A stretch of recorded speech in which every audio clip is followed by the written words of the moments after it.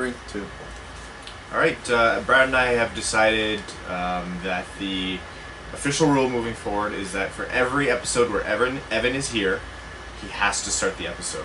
So, Evan's not here today, so it'll be us starting the episode. Welcome to the Winged Wheel Podcast. I'm Ryan Hanna. I'm Brad Kriska. And without us is Evan Lobsinger. Although, to be fair, this wasn't really on him. This was just a scheduling problem. To be fair, is Evan really a person, or is Evan more just a state of mind?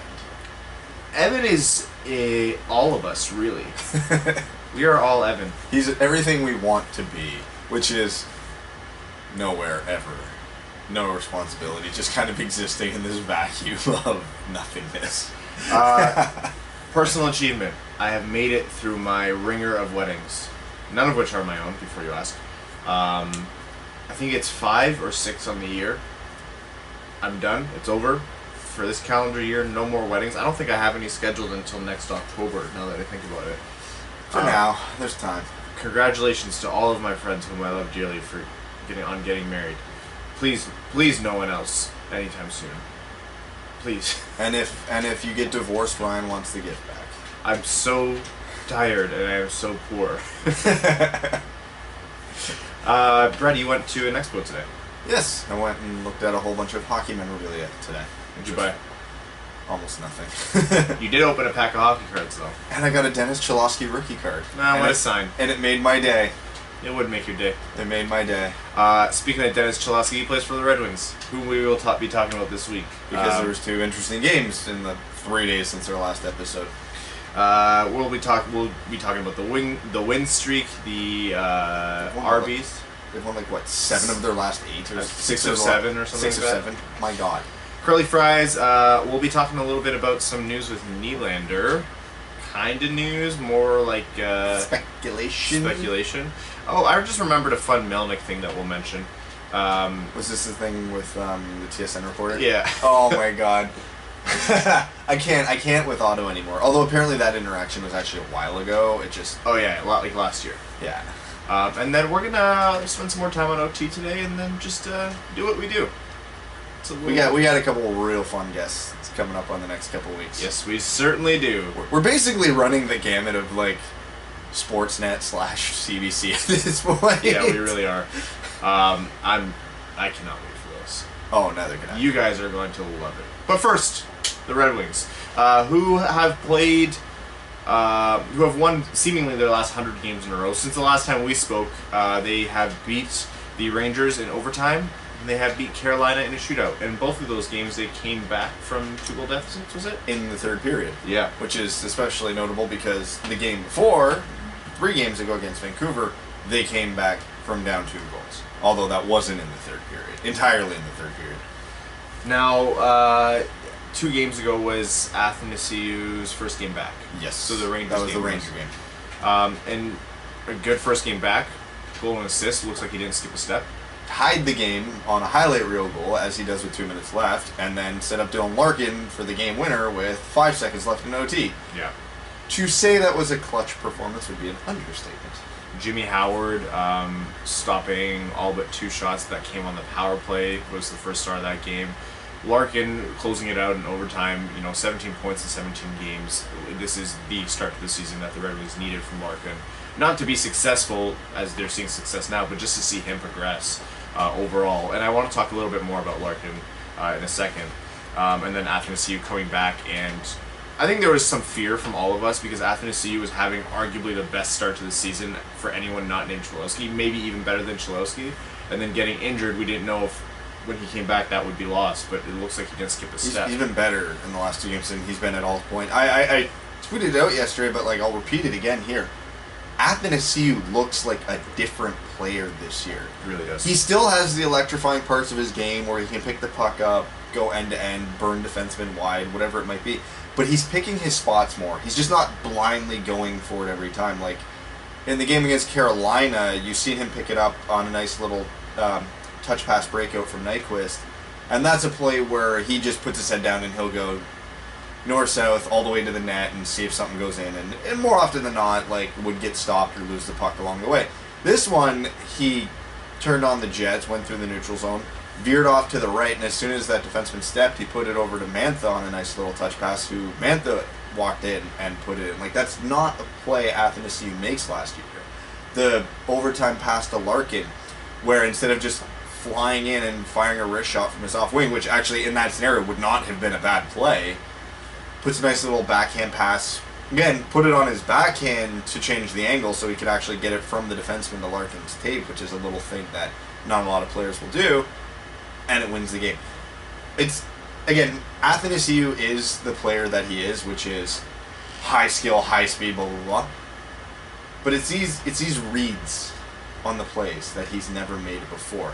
Even the one-timer against Carolina, just the way he, off the face-off, came in for draw support, poked it back to Jensen, and then immediately wheeled around to the other end of the thing, turned around, and he's like, I'm here, I'm ready. The seam opened up, Jensen put it over, and he puts a one-timer from the top of the circles and beats Darlene cleanly. Like, those are not Andreas Athanasiou 2017-18 plays. No, because Andreas Athanasiou was the hallmark, so much raw talent, but just like he never does 2 or 3 things correct in a row, utilizing different skills. Like, you know what it is? Like, he was more in the Yurko, Furk, Pulkkinen category. The wheel is turning, but the hamster's dead. Exactly. Yeah. Rather than the Nyquist or the Larkins. And not to say that he's on that level now, but you're right. His reads, his utilization of his offensive abilities, and I think the first time we saw that this season, or I think it was in the preseason, where he had that like quick like stick handle then tap. It looked like to no one, and then Larkin flew into the zone and scored. The preseason in Chicago. And I was like, Athanasiou never does. What? That if you wanted Andreas Athanasiou in that moment, you would either fire it off his shins or like turn the puck over, and the team would go down on an odd-man rush. Yeah. To see him come back from injury and maintain that level of play, like he has done what we as Red Wings fans have wanted so many different players to do over the past few years, which is step into the vacuum left by Datsuk, left by Zetterberg, left by the high-skill players that are leaving, top-line minutes. No, he's not going to be Datsuk or Zetterberg, but we're saying like if someone needs to fill those minutes and put out some production, and it can't just be Larkin and Nyquist putting up points. Like this offseason, we were even talking, we were not sure whether Athanasiou would ever break 50 points in his career. The way he's been playing this season, like 60s, 70s, very possible. But if he keeps this up, it's not impossible to see that. It really isn't. Which is exciting because if Nyquist isn't on this team come end of this season, then you need that. You need someone else besides Larkin doing it. You need someone else supporting that offensive production so Rasmussen and Mika can get going. You need someone besides Larkin and Schlowski to be progressing. He had a goal and assist in his next game against Carolina. Like you said, set up the first of Mantha's 2 goals. Just great to see him come back and not skip a beat. So, because it's a little tough to calculate what Athanasiou is going to do this year since he missed the last 4 games, but just doing some quick math here, if he keeps up the pace he's played in the 13 games he has so far, like he's 10 points in 13 games, that's a 63-point season. That's what Dylan Larkin did last year. That 63-point season is the reason Athanasiou signed a bridge. Or a potential 63. He does this the next 2 years, he's a $7 million player. And yeah. I mean, Larkin just got 6.1, putting up the same numbers. Yeah, we're talking hypotheticals now for sure, yeah. But I'm just saying, he does that 2 years in a row, that the management will be comfortable throwing a big contract at him, right? Oh, if he can do it 2 years in a row, absolutely. And again, there's been no game this year where I watched Athanasiou and thought he hasn't been dangerous. At the beginning of the year, like he's 10 points in 13 games, after being on one of the worst cold streaks we've seen to start the season, where he was getting a million chances and nothing was going in. That was one of those situations where you knew that he was gonna have to regress up to the mean. Yeah, so like you take away his first 5 games, he's probably over a point per game since then, I bet. Like I don't know exactly how many assists he had to start, but he's since the break started falling his way been essentially a point per game player. And that all aligns with both the eye test and advanced statistics in terms of the shots and the offensive opportunities that he generates. Yeah. And that's a huge boost, because if you're a Larkin or you're a Nyquist or you're a Mantha, if they were performing without him, you have to think that that's either going to be sustained further or even improved in the coming games playing with him. You can only play Jacob De La Rose, as much as I like Jacob De La Rose. Who's injured now. Jacob De La Rose or Glendening or whoever, Darren Helm, on the top two lines for so long before that starts to fade away. Whatever offensive production came that way. Dylan Larkin is just absolutely stolen the hearts of Detroit and the Red Wings. And whether he had 17 points in 17 games or 10 points in 17 games, the leadership role he's taken on this team would make that statement hold true. But the fact that he's scoring big goals and putting up big plays at clutch times, even in the past 7 games have been the kind of Red Wings hockey that Red Wings fans have wanted to see during a losing season.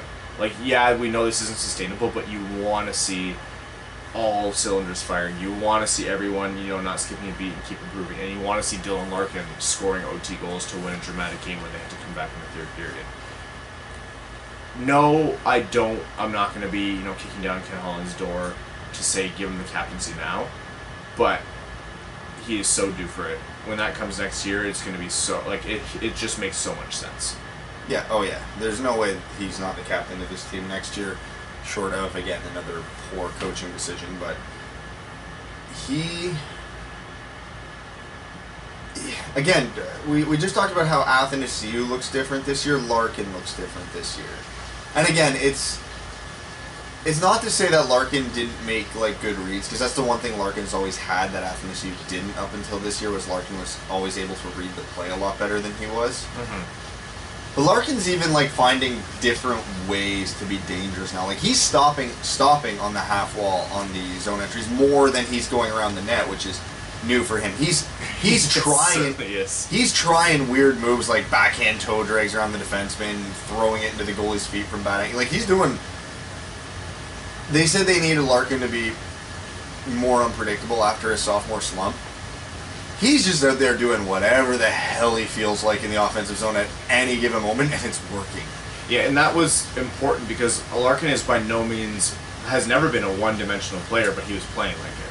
Yeah. He was playing, burn him around the outside with your speed and try to either wrap around or jump in front of the net, which, might have worked the first couple of games. He beat Craig Anderson with it 3 separate times in his first season.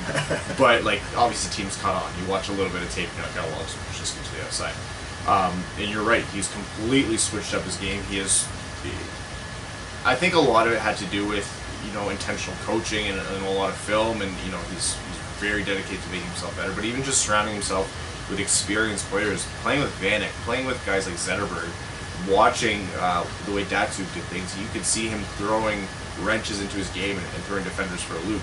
If you have breakneck speed, and also the ability to make a sweet pass or make a read without, giving it away with your eyes or your head, that's a way harder to defend than, a Larkin Athanasiou type speeder on the outside. Now, there was conversation of Larkin's start to the season inspiring hope that he could be the kind of star first-line center that could be a good best player to have on a team that's competitive in the playoffs.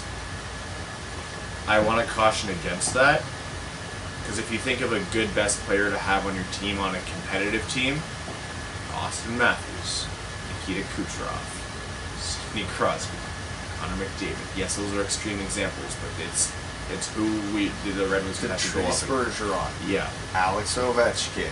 Pasternak. Artemi Panarin. That's the kind of stuff that you have to go up against. And yes, Larkin's great. And yes, he's having a great start to the season. And no, I'm not even going to say necessarily he's going to fall off his point per game pace. I think he will eventually be a solid point per game player, or he could be if he keeps on his path. If he's a point per game player this season, I'm over the moon, because I think last year we were talking if he could hit 70, that would be a massive step for him. If he breaks 80, that's gigantic. Yeah. It would be huge. I know there's a lot more scoring in the NHL, but it is still relevant to point out only a few years ago, Jamie Benn won the Art Ross with 87 points. I know, yeah. I hated that. I love seeing a 100-point player, and that one kind of sucked. But anyways, Dylan Larkin cannot be the best player on this team if this team is to be competitive in the future. Any iteration of the Red Wings that are competitive, a playoff team that is competitive to win rounds in the Stanley Cup playoffs, cannot have Dylan Larkin as their best player. Or you have 3 or 4 other players as good as Dylan Larkin, which is even longer odds to achieve. Which just doesn't happen. So that's not meant to knock anyone. That's not meant to knock Dylan Larkin. It's not meant to knock people who are happy about Dylan Larkin. I'm thrilled watching Dylan. I love watching Dylan Larkin. I think he's the most exciting player on the Red Wings to watch. And there's a lot of exciting players on the Red Wings to watch. Athanasiou is basically cocaine for your eyeballs. He is. He definitely is. But I don't want to see this fan base go berserk if he regresses a little bit this season. Or if this is closer to his cap. Or if he can't keep winning games or dragging this team to the play. Like, a lot of other players have to go right. There needs to be either two high profile, like a Zadina and a comparable ahead of Larkin, or a Zadina and essentially a true number one center, like a Jack Hughes projected to be. Could you imagine, just for a second, Jack Hughes, Dylan Larkin, Joe Velena. Those are your top three centers. Just be still and soak that thought in for a second. If Jack, and that's what you need for a competitive team. Like, Dylan Larkin's a great start, amazing. I think the best captain this team could have hoped for. You know, depending on seeing what was in the system after Zetterberg left, 100%. But in 5 years, as a Red Wings fan, I don't want to see him as the best player in Detroit. I want Zadina to be better. I want Jack Hughes to be better. I want. We'll settle for Capo Caco. We're not picky. If it's Capo Caco, I won't be. You won't hear one complaint from me. But, oh man, Jack Hughes would be nice. Jack Hughes would be real nice. Yeah. That's what you want to see. You want to see Cholowski. It's the same thing with Cholowski. I love Cholowski. I think he's blown us away in terms of what our expectations were. I think he's absolutely proved a lot of people wrong. He can't be the team's best defenseman in my mind. And again, this isn't to say don't be excited, don't be happy, none of this matters, or you should be rooting for us to lose. It's none of that. It's none of that, I promise you. I'm just as thrilled as you. I just don't want to see people put so much weight on these guys' shoulders, because this is exactly what Holland and Blashill want to avoid by not giving Larkin the C early, because, you know, if you give that guy the C right now, every time they lose, which will be a lot of times this season, he's going to be shouldering that. And you don't want that to affect his performance. You don't want that to affect his relationship with the city, the team, the fan base. And you don't want that to affect his development. Anyways, I'm done dragging everyone back down to earth like the jerk that I am. It's seasonal affective disorder. It's just getting dark so early. Let's say. Let's listen. Just as a small aside of people overreacting, I remember listening to the pregame last night before the Hurricanes game, where they were talking about showing like highlights and Justin Ablocator's been red hot lately with 4 goals in his last whatever games, and I'm sitting here going, yeah, that's true. He's been playing better, and he does have those 4 goals, but you actually go through those 4 goals, only one of them he had to actually put a puck past a goalie. The other 3 were literally from within the crease on an empty net, whether it be an actual empty net where the goalie was pulled, or just like a 2-on-1 or a rebound where literally it was just the puck in the crease. Yeah. And you're not going to see me knock on Justin Applicator for producing. Like, that's fantastic. I'm happy he is, but... Oh, yeah, it at least means he's in the right spot. For sure. And if Justin Applicator is going to be playing those minutes, on those lines, you know, third shooter in a shootout, overtime, whatever, what have you. He didn't step on ice in overtime last night. I saw that, yeah. I was so happy. They were double shifting Larkin. Athanasiou got out there a couple times. Mantha was out there. I don't think we saw Glendening. Like, it was nice. It was surprising. Hey, you know what happened? Blashill stopped putting the Glendennings and the Advocators of the world on ice in overtime, and Detroit won both games. All right. Crazy how that works, right? Thought experiment. How many times have we done that exact bit on this show in the past 2 seasons? How many times, like, where it actually worked? No. Few, because this has not happened often. How many times have we said, hey, you know what happened? Blashill did rational thing here. And then Detroit, successful anything here. Who would have thought? Ha ha ha ha ha. Immediately it reverts back to bad thing that was irrational happening. And then Detroit loses. That's all it is. Mika agrees. Mika, I feel bad. So before we start, after Halloween, Mika's got a ton of candy, obviously, because she's a cute kid. And then before the episode, Brad and myself go and dig through the candy and have some. And so I walked in. The first thing I did was obviously grab one of Brad's beers and Mika's candies, because that's what I am. apparently. And Mika was like, "Me? Can I have a candy?" I looked, she was like, "Brad, can she have one?" He was like, "Oh yeah, she can have one." And I let her pick, and she picked some crappy hard candy. I don't know. She was so much there, and she picked some crappy hard candy. And she brought it over to Brad, and Brad was like, "Oh no, you can't have that. You'll choke on it." And he brought it back. He's like, "Oh, actually, you have to go upstairs for a bath," and just tossed the candy back in the bucket and started carrying her upstairs. And I saw her look at me with her candy bucket in my hand with this look of betrayal, like, "You bastard! How dare you?" To be fair, she likes bass more than candy, so I'm sure she got over it very quickly. Shut up, does she? She loves bass. Absolutely loves it. What a dream for you. Yep. How much does she love playing fourth liners in overtime so you can win? Did you hear her crying as we were talking about it? That much. Is she trying to get away from bedtime right now? No, she's trying to get down here. Oh yeah, I think she's getting close to hearing the vents. Oh no, you can see the light from the basement coming up through that vent, so when it's on, she knows someone's down here. Oh, yeah. She's smart. She's a smart kid. Yeah. What was I too pessimistic bringing people back down to earth about Larkin and? No, because again, Larkin was always billed as like his best ceiling is like a really good number 2 center. So the fact that he's a capable number 1 center now, that's great. That's an improvement from what we thought of. Oh, but yeah. the people are saying, "Oh, he's an elite number 1 center. He's like in the category of all the other elite number." No, he's not. No, he's not. If your top line on a competitive team is Larkin, and then Zadina, who pans out to what we think Zadina will be, and a Capo Caco, who pans out to what the league thinks Capo Caco will be, that's a great first line to have, 100%. That's a contending team. Yeah, you have a lot of other pieces. With Joe Valeno and Michael Rasmussen contributing like 50 goals between them on the second line. Yeah, there needs to be other things happening, but that's not bad. But if this team has Larkin, like essentially this iteration of this offense right now with a better defense is still not good enough to be winning playoff series. But this offense is good. This offense is on a 7-game curly fry streak. 7 straight games, which is the longest in team history. Because it used to be they had to score hat tricks. Oh, I thought you said like talking about actually 3 goals in the game. I'm like, there's no way. No. But no. To actually get the fans curly fries 7 in a row, yeah, it's great. And like 3 goals, if you're over 3 goals a game in the NHL, you're generally a winning team.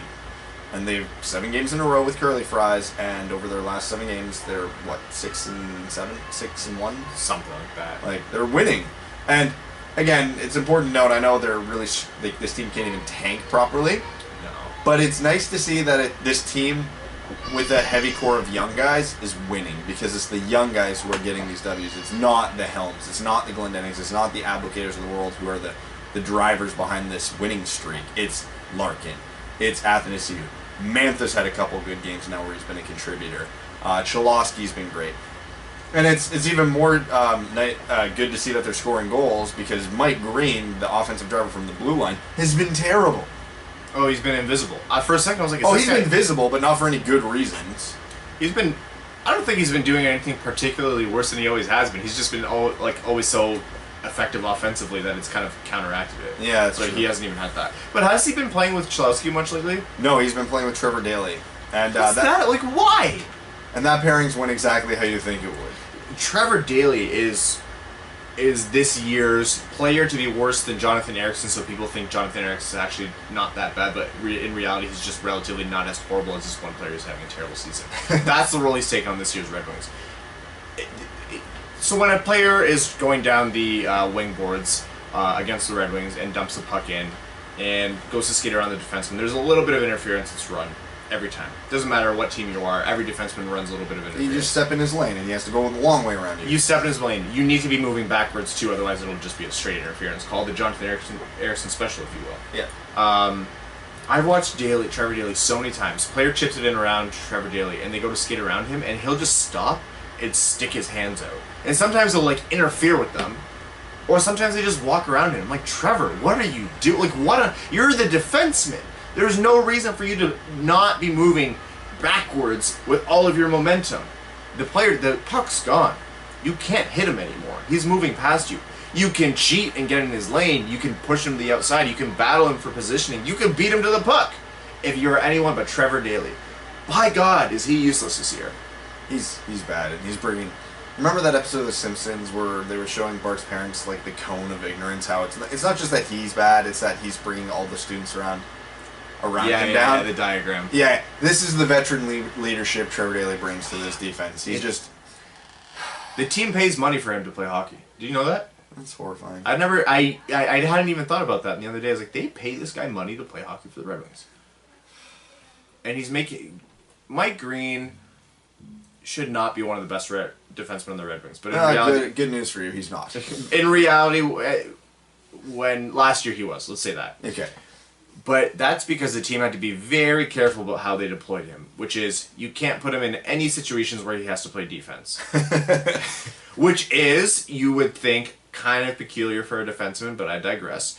They had to shelter his zone starts. They had to give him good opportunities to capitalize on offensive chances that were generated by people other than him, or surround him with people who could capitalize on the chances that he would generate himself, because he's good at that. Good power play QB. More or less good at maintaining possession while in the offensive zone. Good decision maker in terms of offensive everything. Offense. Defense. His best defense is good offense, because that just means the other team doesn't have the puck. But once he has to play defense, it's not good. And you're going to pair him with Trevor Daley? Why not pair him with Dennis Cholowski? Pair him with Dennis Cholowski, who could capitalize on offensive chances generated by Mike Green, and also teach him to be defensively accountable, because he's playing next to a defensive... What's the opposite of a stalwart? in Mike Green.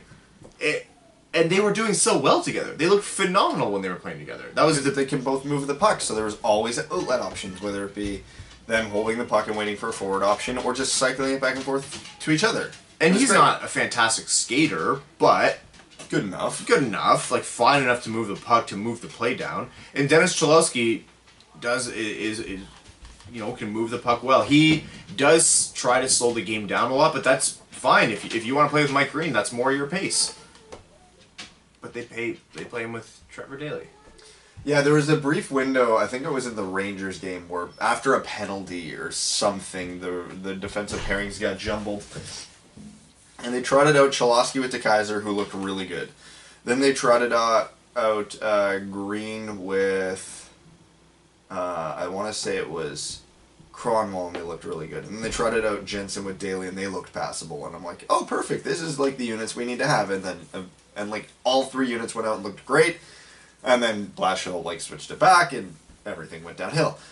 And then Blashill switched it back. We could just use that as a soundbite and have a button and just press that in lieu of using the words ourselves. Yeah, because Cholowski to Kaiser has been a great pairing. Every time they've been together, you get the offensive presence and the defensive presence. And again, DeKaiser's been all right this year. I'll give him credit. So that's like, to me, probably the best pairing Cholowski's had this year, just because it allows Cholowski a bit more freedom, knowing that DeKaiser ain't going to be jumping in the rush anytime. And again, putting Green with a guy, not that Cronwall's a defensive stalwart at this point, but he's reliable defensively, and he's not jumping in the play on one leg, so Green's free to do what he wants, and then Jensen can run around and pray to God that Trevor Daley remembers what net he's shooting on, so it worked. But and then press the button. Then she'll change it. Insert loud blender noises here. Yeah, we really do need to get big enough to hire an every episode producer who can just do those sound effects to us. We just need to get picked up by a network. Cause I love listening to podcasts where they have random sound bites or sound effects transition. I think the only one we really need right now is a blender noise, but that would be I think that would have been a good bit. It would be just the blender noises, and then our next best bet is getting an actual blender down here. Yeah, mine's broken, so we're shit out of luck. Yeah, well, that's the Winged Wheel podcast. Although there has been one line that's stuck together for a while right now, and that one line includes Darren Helm on the first line, so I don't know how I feel about that, but that's purely just to keep the Twitter fight going. I looked at my mentions. I haven't been on Twitter a lot the past week. Admittedly, I've been busy with the wedding and other stuff. I got my phone, and there's a 30-tweet mention chain of just people arguing about Darren Helm, and you'll pipe in there, and they'll all just kind of gang up on you. I'm like, what happened here? There was one Twitter fight that Rowan started with me about Darren Helm that somehow devolved into a country war between Australia and the United States. Oh! That was fun. We shouldn't do that. Not serious or anyway, but yeah. I mean, we said it was. And I was just reading it as a Canadian, being like, I don't know what to do right now. I'm just not going to comment in any way here. Way to go, Brad. Yeah. Hockey jingoist, Brad Crisco. It's a big word. I thought that one might stump you. Like overly nationalistic, like... I'm not going to make political comparisons because we're not going to do that. Let's move on. I want to talk about something else. Michael Nylander. Who? He retired a while ago. Is causing his son, William Nylander. I did a little switcheroo. Michael Nylander is William Nylander's dad, and is widely believed to be one of the biggest voices in the Nylander camp, telling him to hold out. So William Nylander is obviously still not signed, and Kyle Dubas has reportedly, according to Elliot Friedman, told interested teams to start putting together offers. Okay, before we get into an actual conversation, you're just throwing this out there. No, Danny the Kaiser and Gustav Nyquist will not interest Toronto in trading Nylander to Detroit. No. Nor do I think Detroit's picking up the phone and inquiring about Nylander. So moving on. What about Danny the Kaiser, Nyquist in a third? Ryan. Ryan, there's only so many aneurysms they can have in a one day, okay?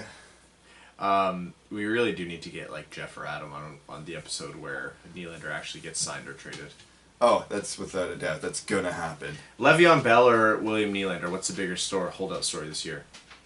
Le'Veon Bell. Because he's probably actually gonna sit out the season. And you know what? That news about the tag, the $25 million tag, didn't come out until 5 days after I traded him. Or I traded James Conner, I should say. In fantasy football, which obviously matters for real life. William Nylander. 3 teams supposedly have been really hot to trot in the pursuit of William Nylander, and it's the LA Kings, Minnesota Wild, and Carolina Hurricanes.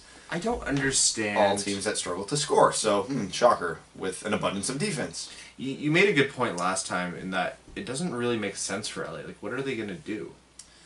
Because they're in a cap bind. They're in an upcoming cap bind as well. So they would have to move out of contract, and they don't have a lot of.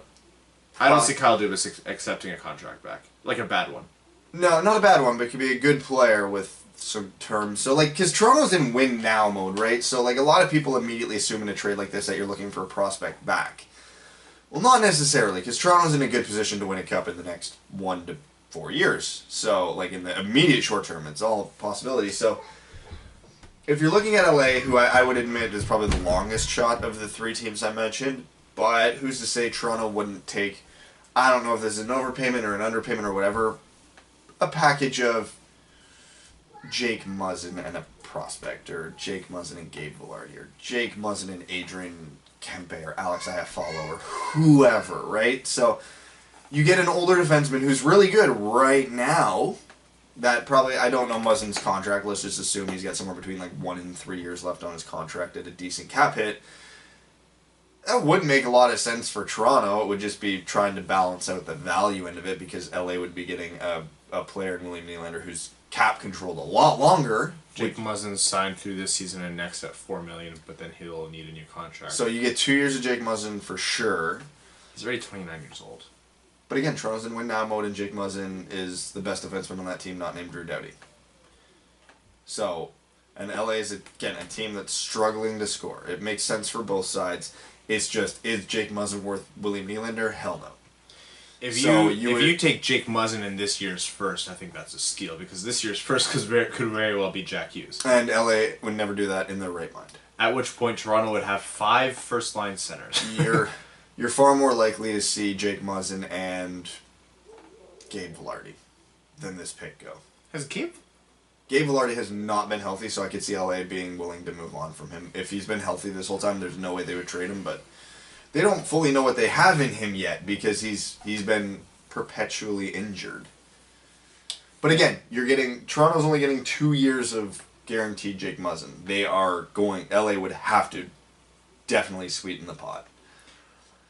Jacob Slavin from Carolina is probably off the board. He is untouchable. Yeah. If they're trading with Carolina, they're looking at Justin Falk or Brett Pesce. Dougie Hamilton and Slavin are two. They're untouchable. They're not going anywhere. I can't believe people have just through Hamilton's last 2 trades have just slept on him so much. I mean, it's not like he's went for low trade value. Well, I think Boston's so low on him, but yeah. But, I mean, Elias Lindholm's near the league leading goals this year, and they got no Hanifin. So it's not like Calgary didn't get anything for him, but... Brett Pesce really would be... That's the one Toronto. That's the guy Toronto should be eyeing. A young right shot defenseman who's cap controlled on a decent contract for a long time. $4 million through 2023, 2024. 23 years old, right-handed shooting. That's almost a straight 1-for-1 deal. Maybe Carolina throws in a little bit of a sweetener. In my mind, though, none of this is still. It's still not worth it. It's not the best move for Toronto. You have a player like William Nylander, who in almost any trade circumstance you're going to come up with here, Nylander will be the best player involved. And that's almost always a losing proposition, especially if you're a team in the win now mode. But if Nylander is not accepting a contract under $8.5 million or $8 million or whatever Toronto's threshold is where they say, well, we can't sign Matthews and Marner unless we get him under this, well then it's almost a necessity. Again, they've got 19 days to get a contract with William Nylander right now, or he cannot play this year. Do you, as the general manager of the Toronto Maple Leafs, entertain the thought of letting him sit the year, play in Europe or wherever, and try again in the offseason? I would entertain it, but I don't know if Nylander would. He has no choice. He has no choice. He can sign whatever contract that they put in front of him if he wants. He could come down to November 29th and just be like, okay, 1 year, $6 million, let's go, we'll talk, we'll do it. Oh, then that's fine. I'm saying, but that would be in Toronto's favor, though, really. That would be hugely in Toronto's favor. But I'm saying, if Toronto puts out every reasonable offer they could and do the Steve Yzerman and not budge off what makes sense for your team, which kind of strikes me as the way Kyle Dubas is handling this, I would almost rather see him sit the season than, or even just, sweat the guy out, rather than have him be moved for way less. I'm just thinking of the kind of guy think of the Golden State Warriors. Kevin Durant's having an off night, Steph Curry's having an off night. Clay all of a sudden puts up 40 points, and Green, this is his name, right? Draymond Green. I always call him Draymond. I realize I never really thought it was his last name. Draymond puts up another 31 and plays unreal defensively. That's still a win right there. Yep. You look at Toronto, and that's how they win so much. Yes, Steph is an absolutely ungodly shooter, the greatest shooter in the history of the NBA, but he can have an off night and they can still win by 30 points. If you're Toronto and you're trying to beat teams like Tampa Bay or Winnipeg or Pittsburgh or whoever, you need, on a night where Matthews gets shut down and maybe Tavares doesn't contribute that much in a playoff series, Nazem Kadri to have 9 points in 5 games. Or Nylander to be able to contribute and pot a lot of goals alongside Marner. That, you don't just give up the ability to do that for nothing. But here's the thing. It's almost a moot point. Because Toronto can have all these weapons up front that they want, but if they can't keep the puck into their own net, which is their problem, they're dead before it begins. So, you look at Toronto and they've had no problem scoring goals this year. With and without Nylander, and even at points now with and without Matthews. Matthews is coming back.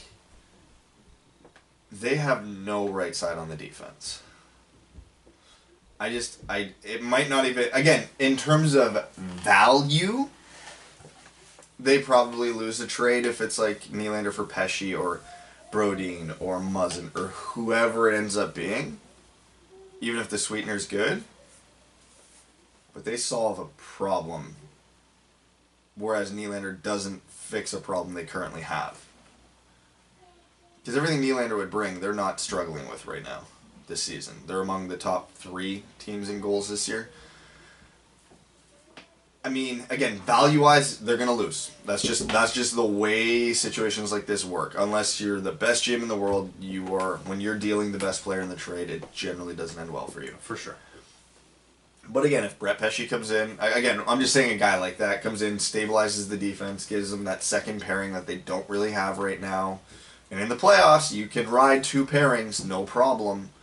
They play 25 minutes a night each, and then the third pairing just kind of gets out whenever the other guys need a breather. You can win a cup that way. So, value-wise, they lose the trade, but in the end, it could be the best scenario for them. Now, again, you just can't do what Peter Chiarelli did and sell Taylor Hall for Adam Larson. You need to get better value than that, but it's the same scenario. It's hard to do, though. We rip on Chiarelli because that trade was asinine. All the trades he's made are asinine. Man, if you're dangling Taylor Hall, you should get something more than Adam Larson. There's no excuse for that. 100%. But it is hard to get true value, or even close to true value, when you're trading for a defenseman. It really is hip difficult to do that right now. Yeah. So, you know, if I'm Dubas, I'm very strong. I would take the angle of sweat it out, sweat the kid out, and even if he doesn't do it, then if he has to skip a year, play a year in the KHL or wherever he wants to play, fine. You know? Yeah, no, Toronto's in the position to be like, okay, dude, this is the way we're doing it, and if there's no trade market, you hold them. Mm-hmm. But if there is a trade market, you pull the trigger. You have to. Yeah. Is there a trade in your mind where you would think that it is absolutely worth it over having him sit or even paying more? 100% there's trade. No, like a realistic one. Yeah, no, oh yeah, if I'm like Toronto and Carolina comes at me with like Brett Pesce and like a half-ass prospect or a second-round pick or something, I'm doing it.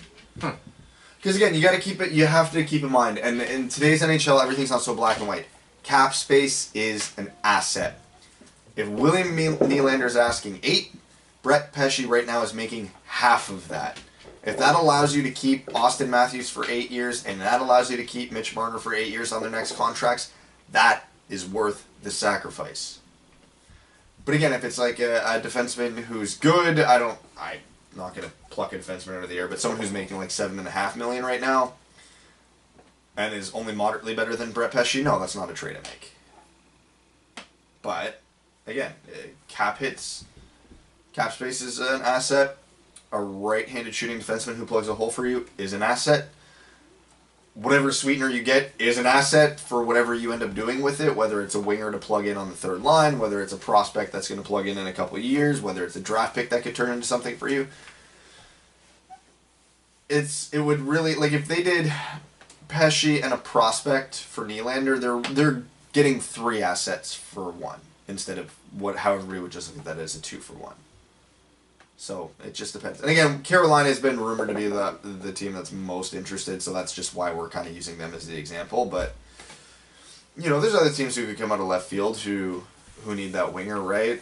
There's not a team in this league who says, no, thank you, I don't want a 30-goal scorer on my team. It's just who has the assets and who's desperate enough to pull the trigger. All right, one story I want to talk about before we jump into overtime. Apparently after last year's outdoor game, TSN's Brent Wallace asked Eugene Melnick about a report about the Sens withholding bonus money from his employees. Melnick denied it on camera, and then once the cameras were turned off, bystanders saw him turn to Wallace and say, "I'm gonna bury you." Allegedly.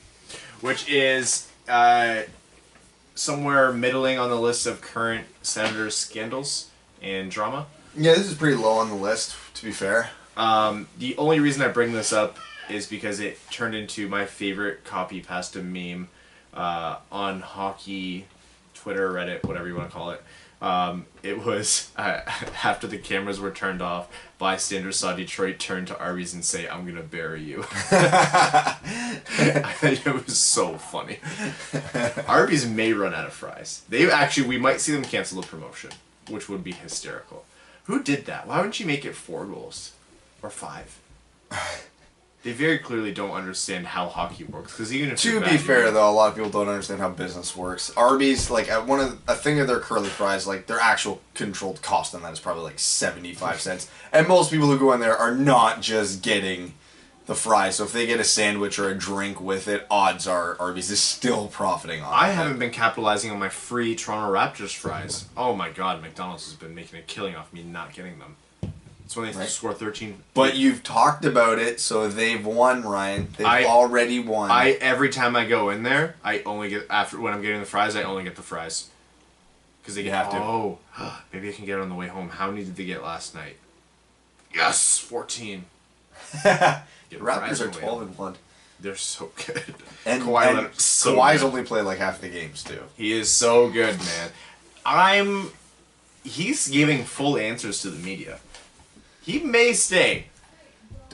He might stay. My heart. Yeah, no. I know. I kind of want to jump into overtime a little early today. Let's do it. Let's do it, yeah. Well, hey, we're at 2 episodes a week now, and we got some cool ones coming up. We got some real cool ones coming up. Yeah. We got one where we're going to nerd out on, and then we have another one where we're just going to... I don't know if I'm going to be able to talk to him, honestly. Yeah, we're going to have to plan out in advance what we're going to... We're going to have to write down the questions for him, because my mind's going to just blank. Yeah. That's next week's, by the way, guys. Yeah. Yeah, we're not going to spoil it for you, but it's Especially for those of you who grew up in Canada, it's a big one. We're going to head over to Patreon, where all of our patrons get their comments read out on air, guaranteed, as our way of saying thanks for supporting the show.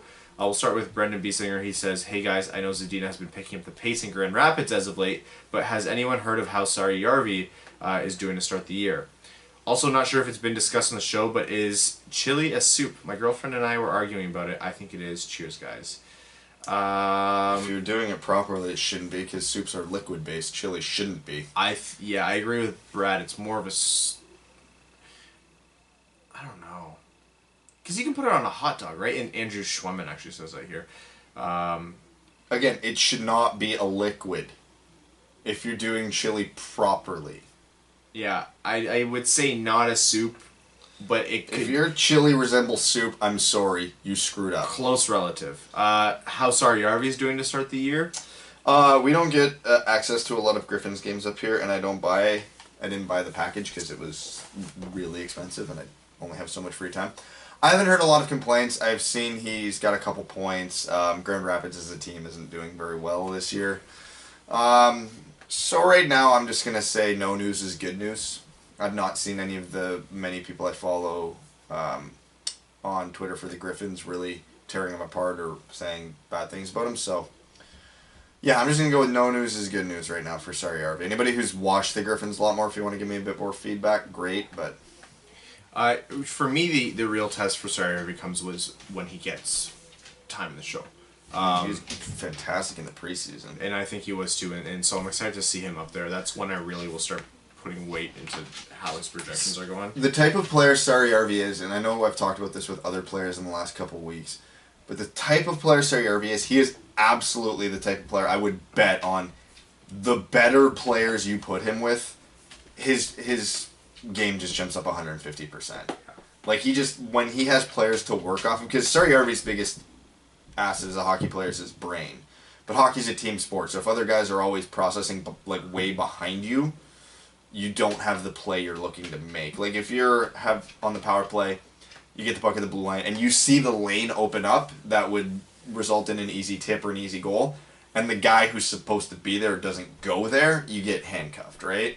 Whereas in the NHL, guys generally pick up on stuff like that, hence why they're in the NHL.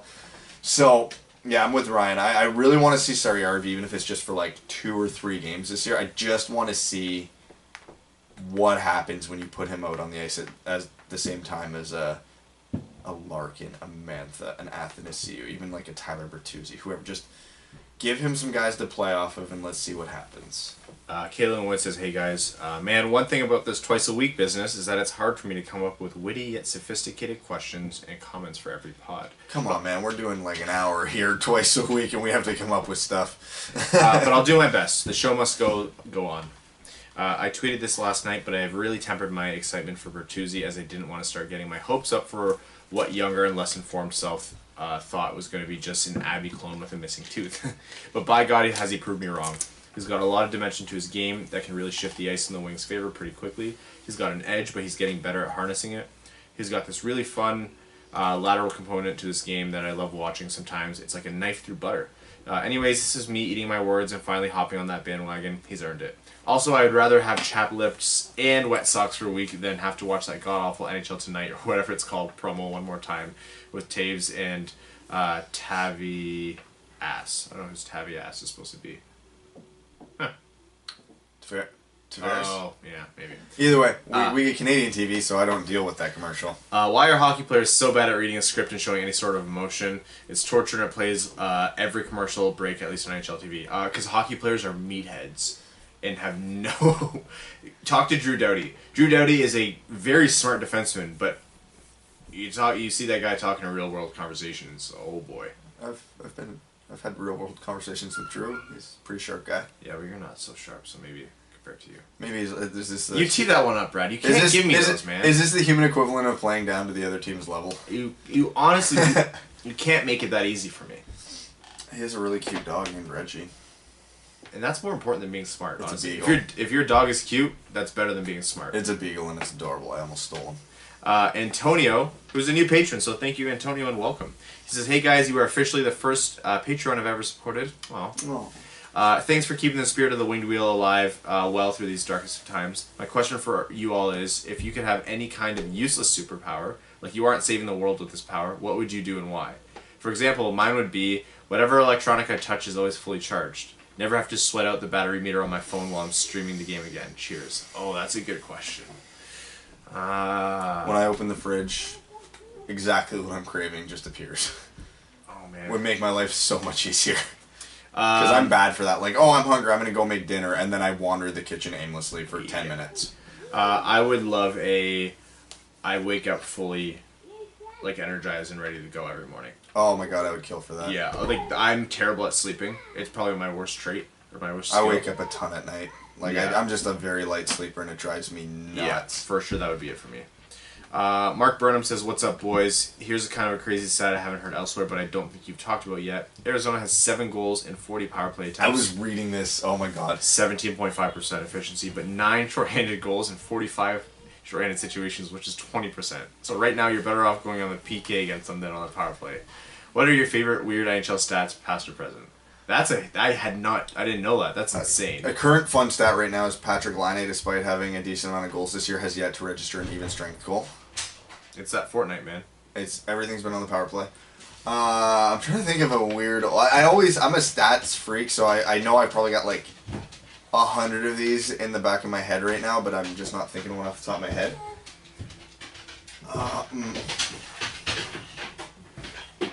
That sound you're hearing is the dogs and Mika coming down the stairs, which is not supposed to happen. This is. Thank God we're in overtime. Yeah, honestly. Aditya, I'm sorry, I'm going to butcher this. Aditya Ejuthakin. Oh, my favorite stat is Mika's podcast per 60 is going up exponentially. Yeah, it is. Is Crystal around? Oh, go find out. I'm gonna read the next comment. You figure out the weird stat. We currently have a boxer and a toddler in the basement.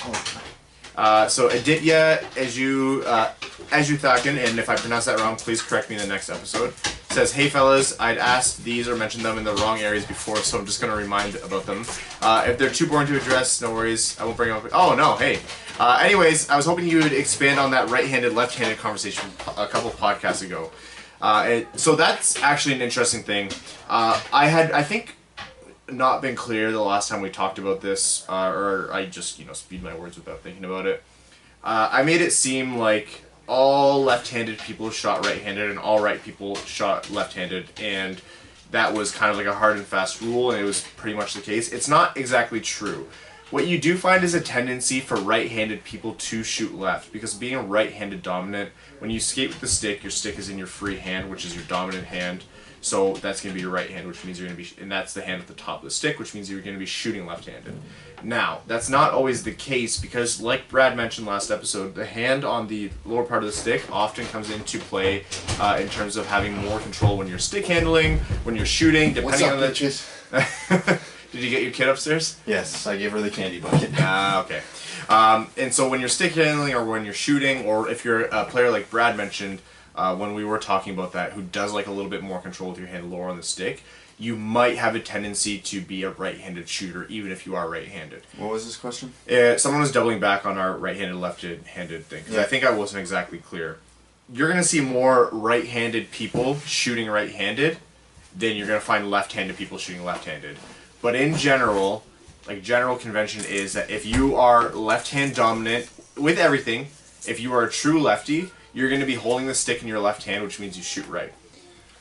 So if you're right-hand dominant, a true righty, oftentimes you're going to be holding the hand in the stick in your right hand, and you're going to be shooting left, which is why you tend to see a few more lefties. Left hand, finesse hand, controls toe drags and everything. No. Right hand, power hand.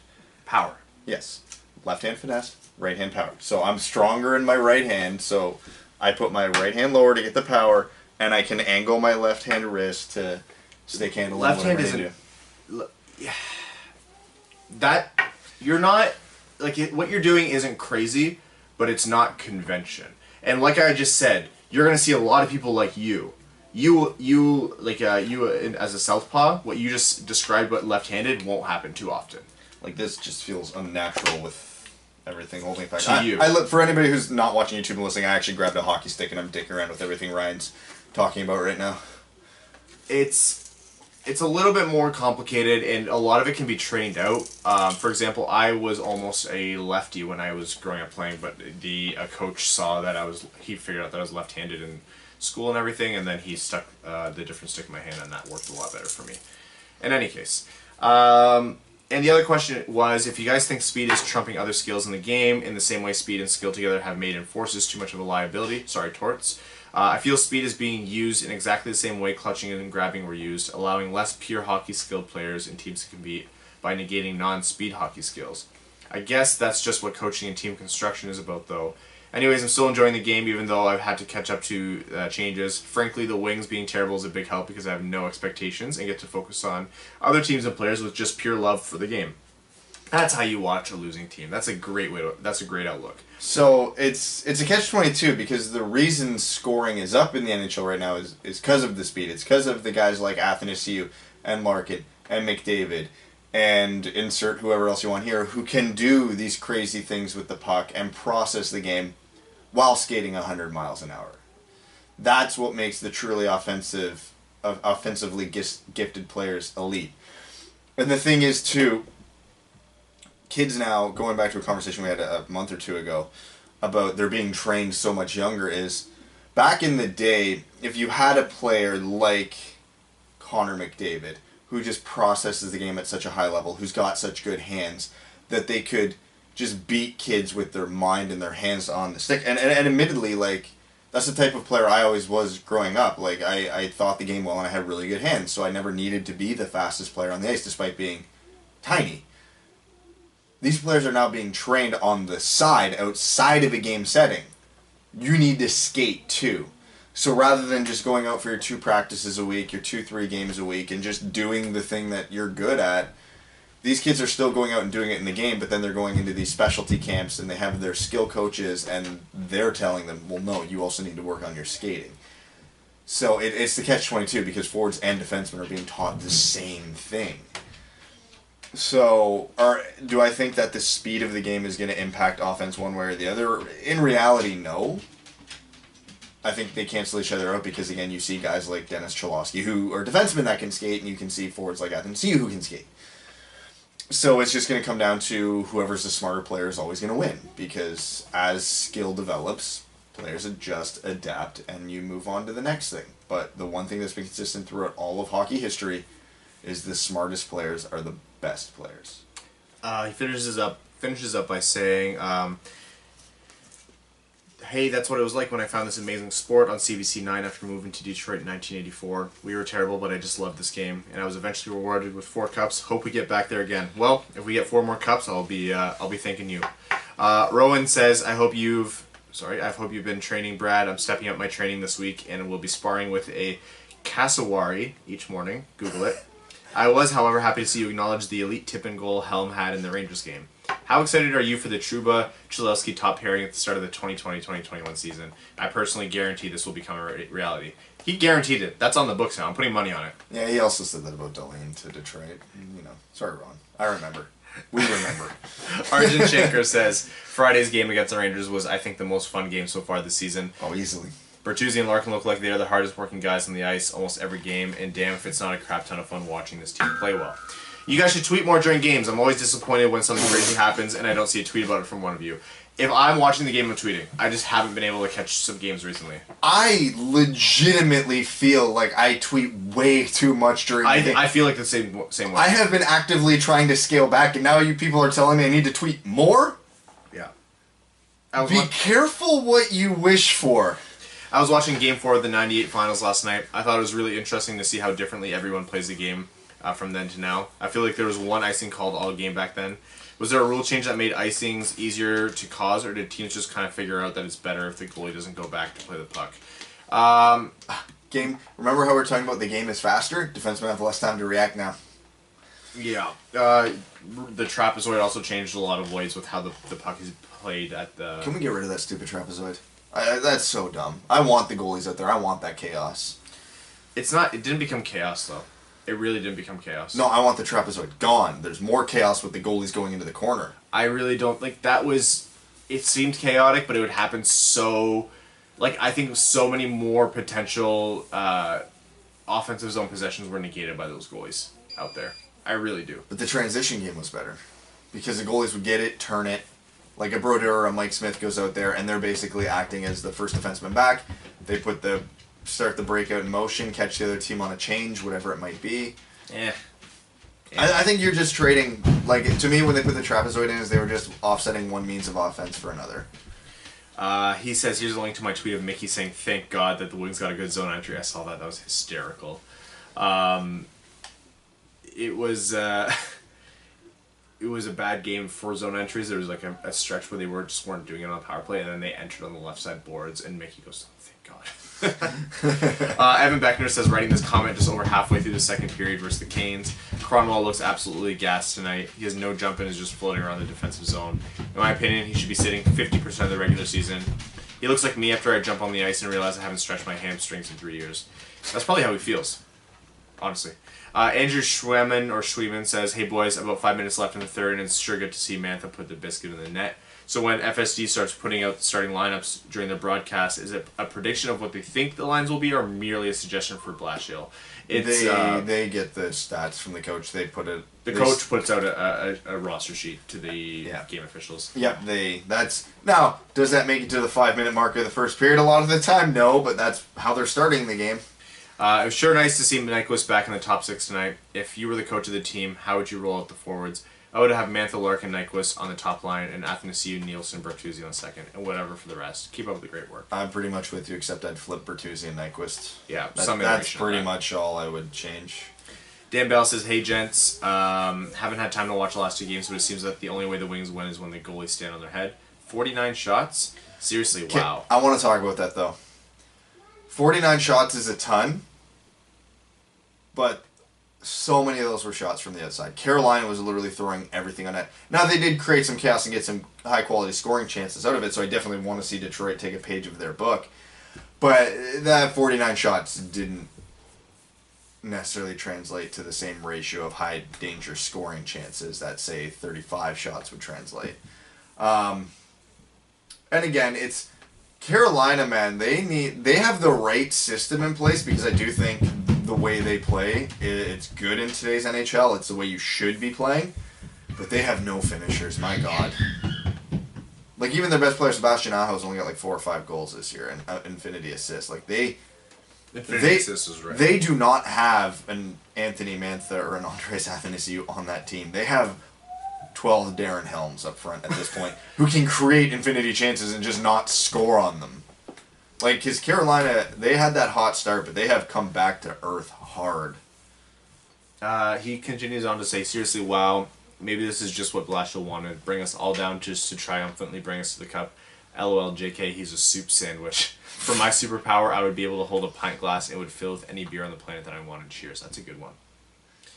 Joe Caboose 119Z Falzone says, A, Abby is playing up to his contract right now. B, Abby is earning a third-line role right now. C, he's earned a spot in the lineup, I guess. Or D, Abby needs to be fired into the sun on a rocket built from the collective disappointment of just about every guy signed to a $45 million contract, with the exceptions of Gus and Jim. C. Stan Nelson says, hey guys, hope all is well. No hockey questions this week, but do you consider Reese's Peanut Butter Cups to be a candy bar? Coworker seems to think so, but it's not a candy bar. Twix, Snickers, Hershey's, Milky Ways are all candy bars. Reese's is a peanut butter cup. You're right, it's not a candy bar. It's not a candy bar. The word bar is very literal. Yeah. There's no other alternative meaning of the word bar. It's either a large room in which you drink in, or it's literally a rectangular shaped bar. It doesn't have to be a large room, just a room, really. Yeah. Chris Cannell says, Brad's tweet last night about how the Canes are a team full of Darren Helms made me laugh so hard while watching that game. And it made me think about another one of Brad's tweets I want to say about 2 weeks ago, where he said that if Helm had an ounce of finish in him, he would be a 25 to 30 goal scorer. Oh, Brad, you're funny lately. I mean, I'm not wrong. So now for my question, how much money would you put on Larkin finishing above a point per game this year? Great work as always, boys. I wouldn't bet on it. Not a lot. Not a lot. He's having a phenomenal start, and he's at a point per game. You think over an 82-game season he'll regress a tiny little bit? Like, would I put a bet on... Like, I would put a bet on anything if you give me the right odds. So, like, if you're telling me right now 1-1 Larkin for a point per game, no, I'm not making that bet. If you give me, like, a 1-3, yeah, I'd throw 20 on that. Yeah, 3-1, I'd put $20 down. Yeah, but, like, yeah, no, I wouldn't think there's a better than 50% chance of that happening. Hannah Lee says, hi, Brad, Ryan, and I guess Evan if he's alive today. I don't He's remember alive, but I don't remember if you touched on the subject of the goalie equipment or not, and how some goaltenders are complaining that it hurts getting hit by the puck now. Just wondering what your take is on that. It sucks because I think they've removed a lot of the air gap between goalie's chest and the chest protector, which was a huge buffer. And so a lot of times now they're taking pucks right to the chest or even the collarbone. There's been multiple bruised collarbones this year because of that. They do need to find a way to slim down the goalie pads while maintaining that air gap. I think there's ways to do it. They just have to think about the depth of padding, the type of padding they're using, and the angles at which the padding are applied. I would like to see a little bit more protection because they genuinely are getting hurt by it. But all in all, the whole goalie pad slimming experiment, I would say, is going well. It has done well to limit, the Roberto Luongo flap saves, theoretically increase scoring. Yeah, theoretically increase scoring, but they just need to do a better job of protecting the goalies. So here's the reality of it. First of all, did the experiment work? The answer is no. Because there's one very simple fact to prove that. Goal scoring is not up this year from last year. It's such a minimal difference between this year and last year. Weren't we hoping to see a big uptick in scoring? That was the whole point of this? Well, we haven't. And I know it's been super high scoring this year, but guess what? It was last year too. And they were using the bigger equipment last year. Well, no, goal scoring has been decreasing every year, and the fact that it's even on par means that it's kind of... No, but there was a big uptick in goal scoring last year from the year before. Are you sure? Yep. And then this year it's... Again, it hasn't gone down, which I'm happy at. And I think it's gone up, but what it's gone up is 1%, if not less. Percent. It's minimal. So, to me, if the goalies are getting hurt and goal scoring isn't up, it's a failure. What's been the net gain here? There isn't one. Injured goalies and equivalent amount of goals. I don't necessarily think it's a terrible thing. It's not. It's a good idea in theory because I am all for players not cheating. Like the Chris Osgood parachute jersey, the Gar Snow shoulder, I don't even know what you want to call them. Mm-hmm. Blockades. I'm all for doing away with those, but because I find the bigger the goalie equipment a small goalie puts on isn't an advantage. I forget what goalie was talking about. He's like, I don't mind this because I move better. Some goalies are just yeah, it's fine. I lost a little bit of my positioning, but I gained a little bit of movement. The goalies who wear the equipment 5 sizes too big for them, they can't survive in today's NHL because their lateral movement is so terrible. Yeah. So I don't personally care. I let the goalies wear whatever they want without the cheaters, and I'm all for it. Because you're gonna give and take on no matter what you try with the equipment. Some goalies, again, they prefer this. Other goalies are yeah, no, I want the bigger equipment because I can't be nervous in net. So, whatever floats your boat. There's still a lot of hockey to play, so we'll see how it pans out. She continues by saying, also, Brad, what was/is your favorite line of hockey cards? Personally, mine was Panini Dominion. I love the hell out of that product and some of the subsets they did. I don't like Upper Deck having the license to all to themselves. I thought Panini was good. Competition. Keep up the great work, guys. Oh, you'll have to send me an email on this because I could write you a freaking 12-page manifesto about how Panini ruined that industry. Just look at what they're doing to football right now. For me, I don't like it. Please send him an email, otherwise he'll give us his manifesto. I'm not going to. Panini had some good products. Don't get me wrong. It was their overall business structure that was terrible, and the fact that they like to release 30 products a year. Upper Deck's my favorite manufacturer. I agree. I don't like it being a monopoly. My go-to is SP Authentic. I love SP Authentic. It's reasonably priced. You can get rookie autographs 2 to 3 per box. Love it. That's always my go-to. I put the set together every year, and it's the only set I put together every year. We're going to head over to our Reddit thread. We have time for a few questions. Buffalo Soldier 11 says, what's your breaking point on Mantha? How do we feel when Detroit inevitably trades him to Montreal for Tatar? Laughs nervously. And then there was an edit, because I saw this when he posted it, and then I laughed when I was watching the game, because he said, okay, I see how it is. Looks like I'm going to have to rip on Mantha before every podcast now. Yep. Yeah, Mantha does. I still think that the only way I view this as an overall successful season for Mantha is 30 goals, so he does have a lot of ground to make up. He does, and again, this is Anthony Mantha. He's Johan Franzen 2.0. Prepare for inconsistency. We were hoping that he would become a consistent player and get to that 30, 40 goals every year. Because look at the 2 goals against Carolina. Those are not goals anybody can score. His shot is lethal. He can skate for a big guy and he's got the handles. He just needs consistency and he doesn't have it. Mr. Svensson98 says, long time since I commented. Hockey's going good now. My SHL team is leading the league and both the Red Wings and my Allsvenskan team are on the winning side. I have 2 questions this week. Who would you rather see as the Red Wings head coach? Quenneville or Grunberg? Oh. Personally, Grunberg. It would be, you know, in terms of like what would be the most fun or what could be the most exciting thing, Grunberg for sure. But Joel Quenneville is the undeniable best coach that's not named Mike Babcock and maybe even named Mike. Joel Quenneville's the safe bet. You know you're going to get net positive results from him no matter what. Grunberg's the wild card. He's never been an NHL coach. We don't know if his philosophy is going to be perfect in today's NHL. You don't know if he would struggle. We don't know. Like I said, I liked everything he said on this podcast, and I agree with just about everything he said. But again, everything's great in theory, but until you put it in practice, you just don't know. Yeah, it's hard. Like, I loved interviewing him. I think he'll be extremely successful, and I would love to see him as the coach of the Red Wings. But that would be a better question up against like a less all-time great coach. Yeah, like Joel Quenneville's got the second most wins in NHL history, and he's still only 60. Like, coaches can go into their 70s, so he's got some tread left. I don't know. It's tough with coaches because certain coaches don't mesh with certain teams. Like, you can have the best coach in the world, and they just get in a room that their philosophy doesn't work with, and it doesn't matter. So there's no way of knowing. All I know is that Blashill isn't working. So he goes on to say, and thinking of a random team except an NHL team, what's the first one that comes to mind for you guys? What do you mean? Think of any random team that's not an NHL team. Kitchener Rangers. Moscow Dynamo. I mean, I'm going to pick the team that's like a 5-minute drive from here, so. Love that Dub morning routine has increased it twice a week now. That's awesome. Thank you, Mr. Svensson. Jacques Straps says, hot take you guys had saying Veleno may have been the better pick in the draft. Brad said that. His play has been impressive as he shreds I said it wouldn't be the most surprising thing in the world the way Veleno's played this year. I didn't say that's what I'm putting money on.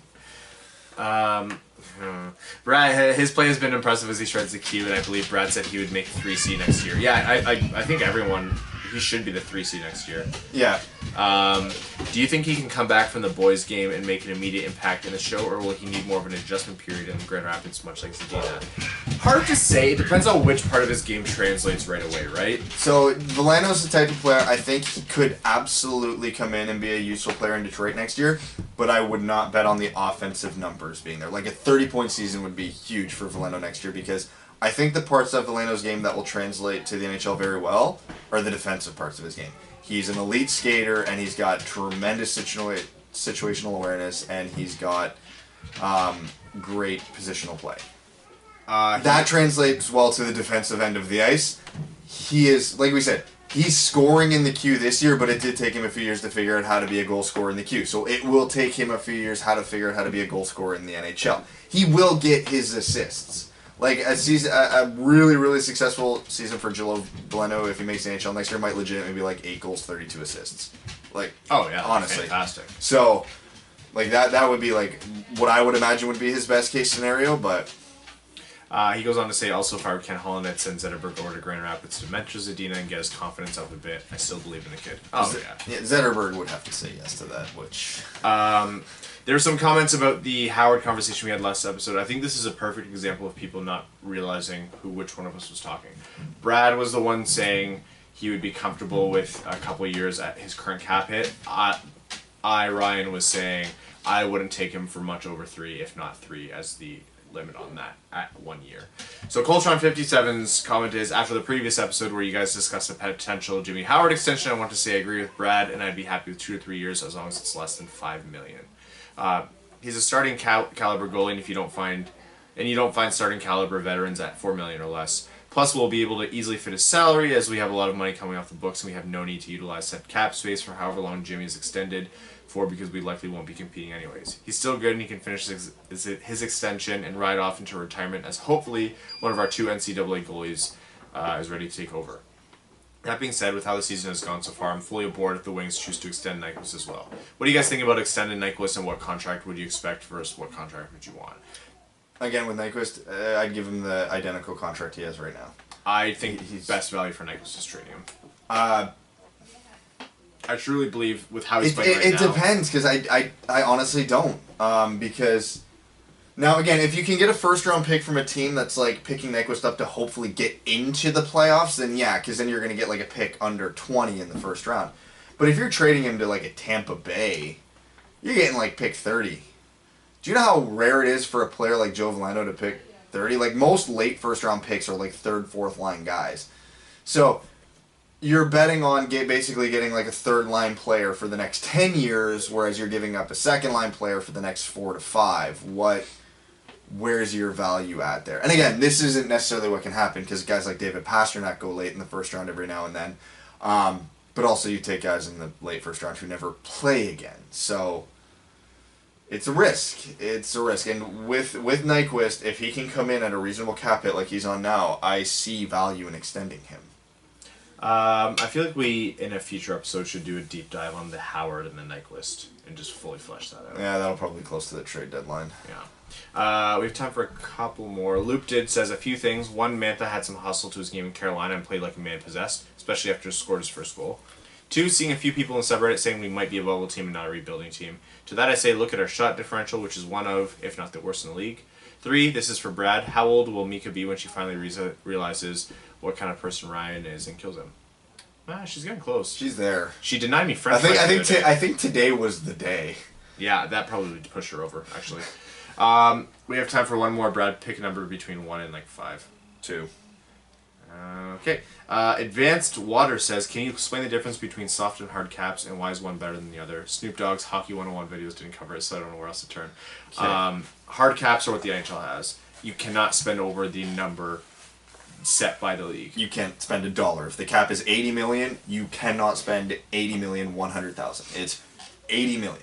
Soft caps are, you can go over, but there's some kind of penalty or demotivator. For example, it's a tax. The most common one is a luxury tax. So you pay the owner pays actual money to the league based on the amount that you're over. So it de-incentivizes the process. Yeah, so if the cap's $80 million and you spend $100 million, you owe the league like $12 million for it or something like that, whatever it might be. And it's not always like a tax. Sometimes it could be you lose a late draft pick, or it could be, X, Y, or Z.